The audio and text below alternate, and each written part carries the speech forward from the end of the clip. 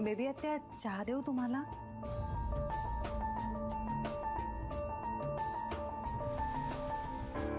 तुझ्यामुळे आईला heart attack आलाय, त्याने समाधान झालं नाही का तुझं? काय बोलते मी? बघतेस काय अशी माझ्याकडे? कळत नाही का तुला मी काय म्हणते ते? बेबी आत्या खबरदार जर मला बेबी आत्या म्हणालीस तर. तसं नाहीये अगं जनाची नाही निदान मनाची तरी लाज बाळग. माझी आई एवढ्या मोठ्या आजारातनं बाहेर आली आहे, तिची तब्येत बघ. तिची तब्येत तुझ्या घरच्यांच्या कृपेमुळे सतत नरम गरम असते आणि तिला तू स्वयंपाकाला लावलीस. इतक्या वर्षात इकडची काडी तिथे करू दिलं नव्हतं आम्ही तिला, आणि तू तिला अख्खा स्वयंपाक करायला लावलास. नाही मी नाही सांगितलं, त्या आपणहूनच करतायत. आणि तिला शॉपिंगला न्यायची काय गरज होती? मी नाही नेलं. मग कोणी? तुझ्या भूतानी?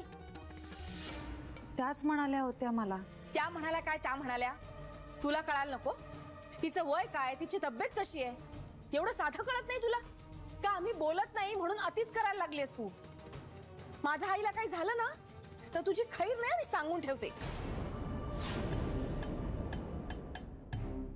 काय झालंय? वा, काय झालं हे विचारायला लाजही वाटत नाही का तुला? ती तुझ्या बरोबर शॉपिंगला गेली आणि परत आल्यानंतर तापानी फणफणलीये. तुला माहिती नसणारच, कारण तू तुझ्या बेडरूम मध्ये आराम फरमावत होतीस ना. आय एम सॉरी, माझा डोळा लागला होता. तेच ना, पण तुझं काम झालंय. तुझ्यासाठी माझ्या आईने स्वयंपाक केलाय, तुझं शॉपिंगही झालंय. मग तिला काय व्हायचंय ते होऊ देत ना. विचारायची गरजही नाही वाटत आपल्याला, हो की नाही? आम्हाला सगळं माहितीये, तू एक नंबरची स्वार्थी मुलगी आहेस. कुणाला कधी हाताशी धरायचं हे तुला व्यवस्थित माहितीये. आधी तू माझ्यात आणि कांतात भांडण लावून दिलंस, आता श्रीला आणि आईला आमच्यापासून तोडायचंय तुला. सगळं कळतंय मला. तू काय आहेस ना हे दाखवून दिलंयस तू आम्हाला. एकच सांगते, माझ्या आईच्या जीवाशी खेळू नकोस. तिला जर काही झालं ना तर तुला सोडणार नाही मी. I am sorry. पुरे झाली तुझी नाटकं. कुठे निघालीस?